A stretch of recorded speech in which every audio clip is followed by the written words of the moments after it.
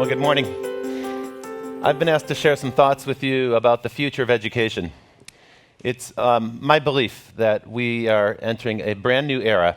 We're sort of in the middle of this transition into a new era where the rules of society aren't written in law books, but they'll increasingly be encoded in software. They'll be written in software. I call it a software-defined society.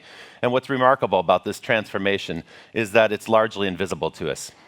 We can't see it. We talk about it. We read about it in the press. We hear about it in media. But we very often cannot see it. Unless you're based in Silicon Valley, where they're testing robot vehicles and there are 10,000 startup companies, you often don't see signs of disruptive transformation.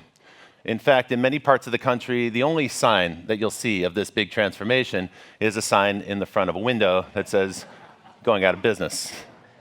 Since the beginning of this year, just in the first few months of this year, 9 major retail chains have closed their doors. 85,000 jobs have been lost. The retail industry is going through a dramatic transformation right now. It's the most visible sign of this transformation, I believe. And every time a store closes its doors, a familiar store, like in this example, Blockbuster, every time a store like that goes out of business, it reminds us that we've given up a habit that we used to have. For instance, we no longer rent DVDs or Blu-ray discs. And there are many other habits we've shed. We don't buy CDs anymore. We don't use payphones. We don't use telephone books. We don't use fax machines. We don't visit travel agents. And so we're kind of shedding habits as we go through this transformation, but we're often unconscious about that process because we're always moving on to the next thing. Now, some people call this process dematerialization, dematerialization into software, dematerialization into pure information. I have a different term for it. The term I use is vaporized. I think it's a better term, frankly. It's a cooler idea. The idea is simple. It's, something is there and then it's gone in a puff of smoke. It literally disappears in front of our very eyes. Now you see it, now you don't. That might seem a little bit odd when I say it that way, but actually every single time you use your smartphone, you're vaporizing something that's very familiar to you. And if you don't believe me, just consider these examples. Amazon now sells more ebooks than hardbound and paperback books combined. Books have been vaporized. The music industry has gone through this process as well. The streaming music services now comprise more revenue for the music industry than all other forms of revenue combined. The map business has gone through a tremendous transformation. Do you remember maps? It wasn't that long ago that you would have to buy a map. And think about that as a business model. $15 for a very beautifully printed piece of paper. Nice racket if you can do it, but now that business is long gone. Every phone that we buy comes with a much better map that tells you where you are in the language of your choice. The games industry has been transformed. As Megan pointed out, I was part of the group that brought mobile games to the United States in early 2001. And at that time, people thought we were crazy. The game industry thought it was quite a mad idea to try to put games on smartphones. Today, the idea of downloading a game to a phone is no longer novel. It's the largest source of revenue in the game industry. It's not just a new distribution technique for games. It's also transformed the way we design games. It's got a completely different business model. And so this distribution technology has actually reshaped the entire industry. By the end of this decade, mobile games will comprise half the revenue in the game industry. And my friends in TV never like it when I say this, but it's true that television's being vaporized right now. More than half the households in the United States subscribe to a streaming media service of some sort like Netflix. But it's not just an American phenomenon. You see, we're not just vaporizing the DVD or the videotape, of course. Of course, we've already done that. When you launch a streaming video service, you're actually vaporizing the infrastructure of television as well. And in the old days, if you wanted to be in the TV business, you had to buy a TV station with a giant tower and spectrum, or you had to put a satellite up in space. But today, you can launch a streaming media service in a few days. And that's why around the world, there are thousands of VOD, video-on-demand streaming video services being launched. This is a global phenomenon. So when I use that term vaporized, what I mean is that we're replacing physical stuff with software. Invisible software that can be downloaded anytime and any place.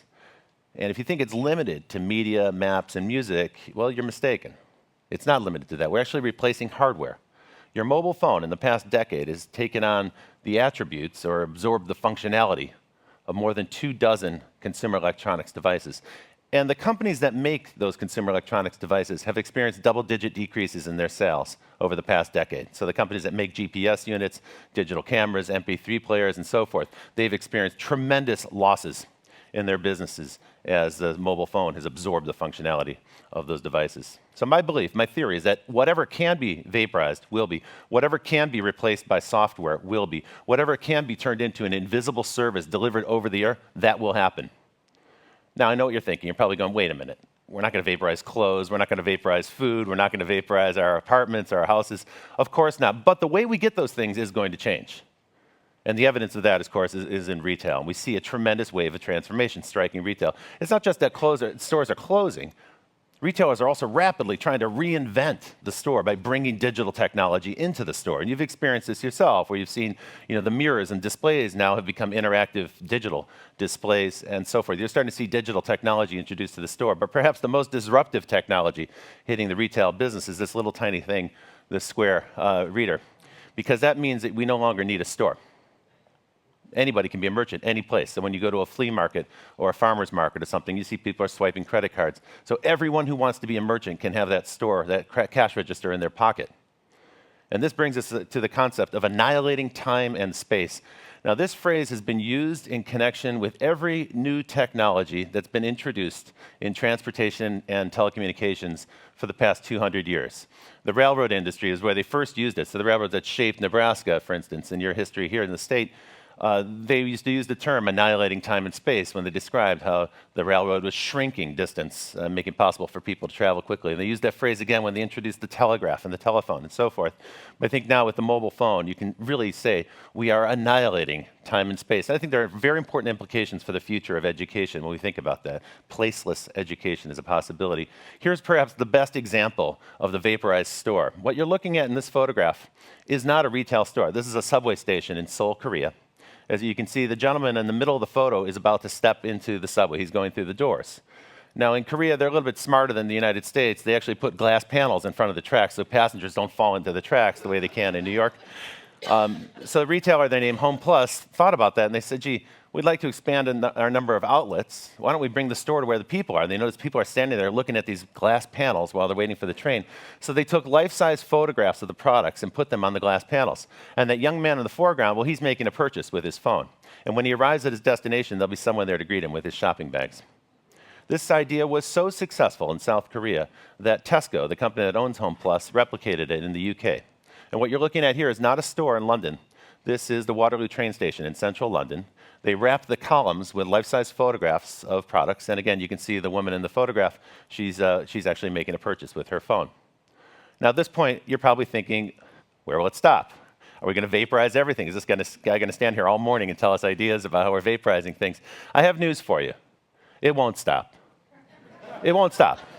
I'll stop, but this won't stop. This process is going to continue and continue and continue until every single thing in our industry and in our society that can be replaced by software will be.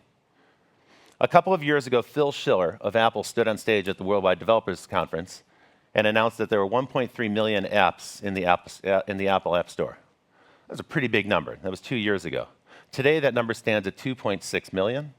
And analysts tell us that by the end of the decade, there will be 5 million apps available for your smartphone. Now, they may be in a very different form. They may be in the form of a chatbot and a messaging app. They may be in the form of a voice command skill, like something you might encounter on an Amazon Echo. So even the notion of an app, downloading an app, that might become something that's rather different.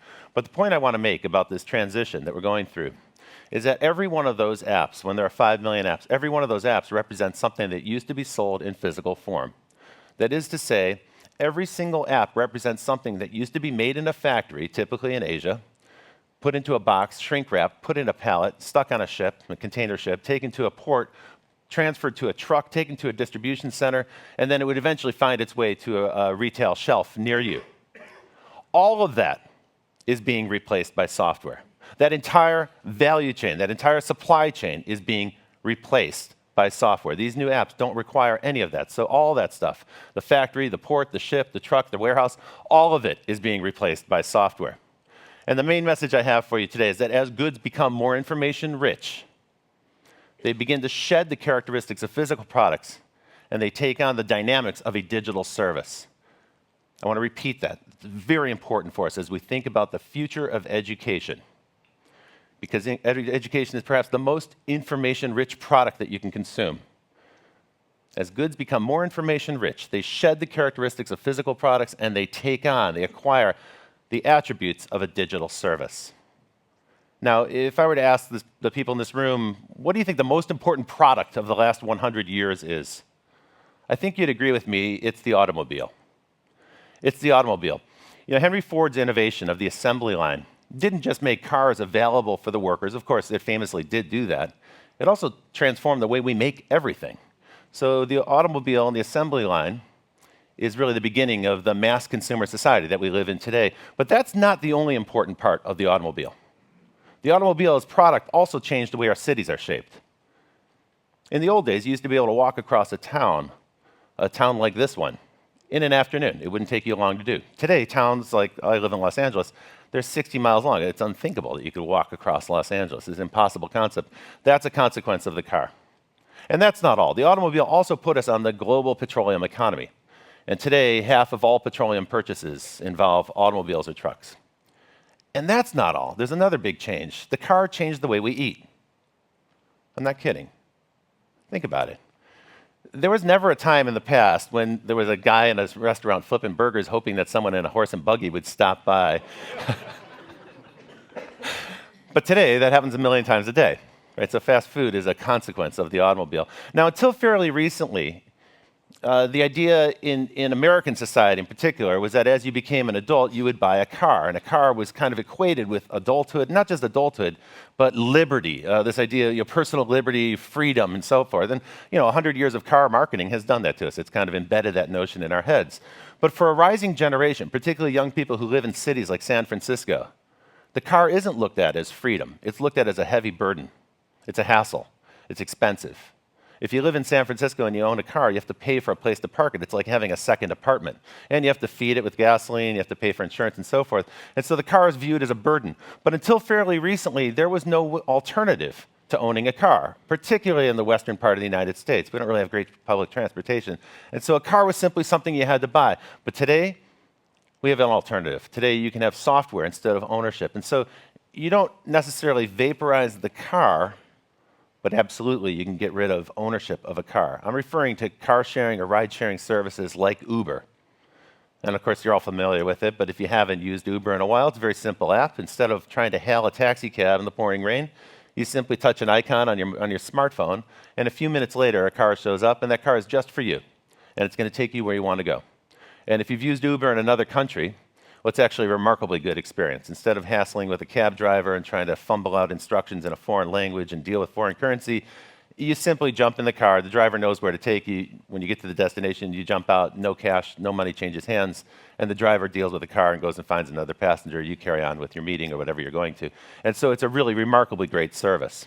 And of course, it's such a good idea, it's been replicated all over the world. So Uber's hardly the only company doing this. In India, Ola is a giant force that competes with Uber. In China, Didi Haojing is a major force. Here in the United States, Lyft presents competition for Uber. And in Europe, there are literally dozens of services like BlaBlaCar that compete with Uber there as well. So the idea has been replicated around the world. But what's really interesting is until fairly recently, the auto manufacturers didn't take this seriously. The auto manufacturers looked at this and they said, well, that's disruptive for the taxi and limousine business, but it's not a threat to us. It's not a real issue to us. And the auto companies didn't really wake up until 2015 when they saw this. Uber raised money at a private valuation of $62 billion, which exceeded the public market valuation of Ford Motors and General Motors. And at that point, the auto industry said, wait, we got to take this stuff seriously. And they began to pivot, and they made a major investment, a series of major investments. Today, every auto company in the world has a major stake in a ride-sharing company or a car-hailing company, or in the case of Ford Motors, they actually bought a ride-sharing company. And so as you can see, this information economy is beginning to reshape some of the things we take for granted. And some of the principal artifacts of the 20th century are being reshaped by information technology. The way we understand them, the assumptions that we make about those products, those are shifting very, very quickly as well. Now, I want to continue with the Uber idea with one other notion that's very important for education as well, which is that the idea of labor, something that every person possesses and can bring to the marketplace, that's being transformed right now because we're using software as a substitute for labor. Uber's been very clear in their intention to replace human drivers. And last fall, in September of last year, they began testing a robot taxi service in Pittsburgh, and now they've expanded that to other cities. But what's most interesting is that Uber wasn't the first company to do this. I was in Singapore last fall when a company called Nutonomy, which is a spin-out from MIT, launched the very first robot taxi service. And that's not the only one as well. And they're testing the service now in Tokyo. It's rolling out in the UK and in about 20 other cities around the world. And so as you can see, this information technology isn't just about games and maps and music. It's actually transforming our understanding of the motor vehicle. And it's starting to transform the way we approach work, the way we think about what labor may be. These ideas are being challenged right now by this concept of vaporization. Now, robots in the car industry are nothing new. Robots have been around for 30 years in every car plant. So if you go inside a car factory, this is what you'll see. Very few human workers are in the body shop. But what is new is that the price of robots is dropping tremendously. This Baxter robot from Rethink Robotics costs about $22,000. That puts it in range of every small business. It doesn't replace a human worker. A human worker can train it. It actually frees that human worker to do more challenging tasks. We're starting to see robots all over. Of course, a major driving factor in the push for robotics is the US military. They want to keep soldiers out of harm's way, human soldiers. And so you'll see that in the future, they predict that by 2030, robots will be on the battlefield. We already have robots flying around the sky. And of course, for the last several years, for 2 decades or more, all the really serious scientific research done in space has been done by robots. This example is the SpaceX robotic spacecraft that's refueling the space station. But today, you can find robots in all kinds of situations around us. There are the SoftBank's Pepper robot is being introduced in retail shops as a kind of shopping assistant right now in the United States. In Tokyo, there's a robot hotel where 90% of the tasks in the hotel are done by robots. In Beijing and in San Francisco, there are robot restaurants. And in Berlin, this robot bartender will mix a drink to your specifications. But remember, robots are just a manifestation of software automation. So robots are a subset of automation. Automation is much broader, but it's invisible, it's intangible. Software automation is not something we can see. And it's often presented in the press as a scary thing, as it is here, this giant tornado that's wiping away desk-based jobs. It's always presented as a threat. So here we have the Financial Times, and it says that software automation is a threat to employment, a threat to jobs in the future. And most of the frenzy in the press on this topic of automation and the robot apocalypse that will take away all of our jobs and so forth, most of that stemmed from a research that was done at Oxford University and was released about 4 years ago. 2 researchers there did an analysis of jobs in the United States, and they found that half the jobs, 47% of the jobs, are highly repetitive and therefore susceptible to be replaced by robots. Now, that's a very important thing as we think about the future of education. We think, well, what are we training people to do in the future? If after decades and decades of de-skilling work, we've made it possible for half the jobs to be replaced by software automation, what kind of world are we preparing students for? It's certainly not a world of factories or factory-based jobs. But in fact, that's how our education system is set up. Sir Ken Robinson is the one who's pointed out that the public education system in the United States and the UK was principally designed to train future workers. So we had students taught in the one-room schoolhouse, but even today, taught to sit in orderly rows at desks so that they can sit in orderly rows in factories and sit in orderly rows in front of machines. And similarly, at public schools across the country, children are taught to stand in line. They're taught to stand in line so that they'll be ready to stand in line at the factory and perhaps more appropriately stand in line at the soup kitchen when the jobs are eliminated. And so in many ways, our education system today contains a mimetic echo of the past. It's got built into it assumptions that are very old. In fact, they predate the automobile, they predate mass manufacturing. I would argue that the education system that we have today is dominated by a 500-year-old concept, the book. You see, the book, as Marshall McLuhan explains, the book is the very first mass-produced product. It's the very first mass-produced information product. And that concept of division of labor was perfected in Venice in the early printing houses, where one person would be a typesetter, another person would be melting lead, and 2 other people there are working the press in that picture. And that's the idea that Henry Ford borrowed when he created the assembly line, that idea that you can use division of labor, get people specialized on a task, and you can create things at a much greater scale. Now, the printing press also made it possible for the modern concept of mass education to happen, the way we deliver education today. The picture on the left shows you a lecture. And the university lecture is a format that's over 1,000 years old. And that was because in those days, books were very scarce. And so someone could read to a group of people. It's a bit like the setup that we have right now in this room, right? Someone's presenting, everyone else is listening. But the idea that you can have a classroom full of students who could all have an exactly identical copy of the same manuscript, and they could all be on the exact same page, that is a byproduct of the printing press. That's a byproduct of the book. Now, what's very interesting is, that you can see that the book then shaped the way the classroom looks. That photo on the right there is a good illustration of the way classrooms are set up today, the way we think about education. All of this is kind of derived from this notion of the book. But what's very odd to me is that when I visit universities, I notice that we set up our computer labs in the exact same setup, the exact same. And it's no surprise to me that no one's in these computer labs. Whenever you visit a school, you notice they're completely empty. Because when you look at what students are actually doing with computers in a lecture room, if you stand in the back of the lecture room, you notice they're looking at cat videos on YouTube during the lecture. I think it's time for us to rethink everything. I think we have to really sit down and have a fundamental rethink of what education is about. And of course, the question I would pose to you is, will the university be vaporized? I think you know where I'm going with this. You can probably predict my own feeling about it. What I do notice is that every time I've had a conversation with universities and faculty across the country, I've encountered a lot of resistance to this notion. There are a lot of professors I've spoken to who said, no, you'll never replace the on-campus experience. But then I also noticed that every major North American university now has a free version of their curriculum streaming on the World Wide Web. So it seems like a contradiction in terms. Now you might wonder, why would a private college that charges $60,000 a year tuition offer their product for free on the internet? Seems kind of counterintuitive, doesn't it? The answer to that question is that they have no choice. Because venture-funded startup companies like Udacity and Udemy and Coursera are coming along, and they have a mission to scale their educational programs to serve billions of students, because they understand that in this coming information economy, we need to train many, many more people than the physical universities can accommodate. The student they're going after will never set foot on campus at Harvard or MIT. They're trying to reach a global audience. They're trying to scale up to them. And so there's tremendous pressure being introduced by these MOOCs. The interface, the way people access these schools, is typically going to be through a mobile device. And that mobile device is important. As educators, we have to be aware that the mobile phone has transformed our students. It's changed their expectations in some dramatic and very profound ways. For a generation that grew up with ubiquitous broadband access to mobile devices, the letters www don't stand for World Wide Web. They stand for whatever, wherever, whenever. And that's their expectation. They expect that they should be able to command media on their terms. They are not the subject of mass media.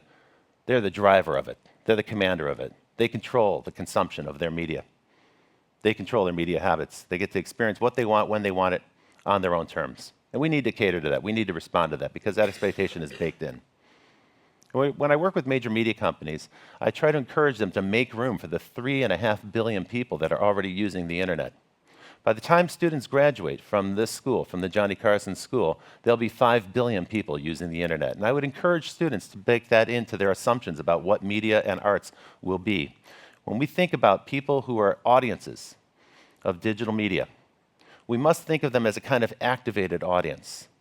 And as a creator of digital media, you cast your audience the same way you cast actors into roles. You cast your audience. You give them something to do, not just to sit there and watch. You give them something to do. So if it's a game, if there's a game-based marketing component to your product, well, then of course they're going to be players and participants. But if it's a content experience, then your audience can be commenters, or they can be curators, or they can be discussion moderators. And of course, with online marketing and social media, they can become influencers and contributors as well. With the advent of crowdfunding and crowdsourced financing, there are other roles for the audience. They can now become participants by investing in a program, investing in a new product, or even investing in a company. Of course, then they become evangelists for it. They have a stake in the success, so they're going to try to encourage other people to experience it. So I want us to think beyond the book. I want us to think in these next 2 days, as we start to think about the future curriculum for this school. I want us to try to shed the assumptions that have been baked in about what education is, how it's presented, and how it should be consumed, and start to understand the dynamics of the living network. Let me just briefly go through this one boring slide with you, because I think this is the important takeaway for this part. So when we think about education beyond Gutenberg and moving past that Gutenberg legacy, the Gutenberg legacy gives us static content that's presented in fixed media. It doesn't change when you use it. It's a one-way presentation to a passive audience. And it's always involving a physical place, a classroom and a campus. But with digital media, we can move away from that to something rather new. The living network, the interactive network, allows us to present a dynamic knowledge base that responds and grows and changes and is shaped by the users themselves. And it can be presented in interactive, responsive media that we participate in, so that passive audience shifts and become an active co-creator in the experience. And that's a cool vision for a school of the future, I think. My vision is that school education can be presented at any time, at any place, on any screen, on any device, to any student in the world. And that program won't be subject to the rules of mass media. It'll be personalized and responsive. It'll conform to the expectations and the use habits of that audience. And we think then thereby we may be able to cultivate a habit of lifelong learning. This idea that you go to school for 4 years and you kind of fill up the gas tank of knowledge and now you're going to go embark on a 40-year career, that idea is a thing of the past. All of us now are tasked with the responsibility to think and grow and continue to learn. We want to teach our students that habit, that lifelong learning habit. Now, with respect to the emerging digital arts or emerging media arts, I want to end with a few thoughts about what the students at this school, what subject matter they might focus on. I've presented you with a number of ideas that are very challenging and very disturbing. And for a lot of people today, right now, that creates tension, tremendous tension, some source of anxiety. And I think that dynamic transformation may be at the heart of what these students will focus on at the Johnny Carson School. They'll focus on platforms. They'll focus on the future of platforms, and they'll engage in a debate about whether those platforms should be open or closed. And of course, connected to those platforms is this notion of control. I think control is going to become a very important topic when people design interactive media experiences and digital arts. The control is really a debate about whether the future of our digital network should be decentralized. That was the original promise of Web 1.0, a decentralized content system. But today, Web 2.0 has led us to this highly consolidated world, highly centralized knowledge bases, where data assets are hoarded by gigantic companies. David Weinberger had a great phrase in the early days of the web. He called it small pieces loosely joined. But I would describe today's web as large chunks tightly integrated. And so we've really had a tremendous swing from one direction to the other. Perhaps Web 3.0 will go back in the direction of decentralization, and perhaps the students at this school will play a role in articulating that. I believe there's going to be a debate, a dynamic tension around the concept of identity. In particular, what of my identity do I own? And what part of my identity is owned by somebody else as a data asset in their database? And finally, one other thought, very timely for the moment that we're in. This quest for truth. The notion of truth, the notion that there can be a truth, has become something that's challenged, that's pulled into question right now, as we're subject to so much fake news and fake allegations of fake news and this kind of counterclaiming that's going on right now. I think our students in the future will have to contend with the notion of despair that several generations are experiencing right now as our shared notion of consensus reality collapses and is under assault. And the idea that you can invent your own truth or fabricate your own truth and live by that, that's a novel, new idea. And I hope that the students at this school will explore that idea as well. And so it's with those thoughts that I introduce you to this concept of thinking about the future of education. I'm Robert Tercek, and I'm very, very excited to be here and to participate in this conversation with you today. Thank you.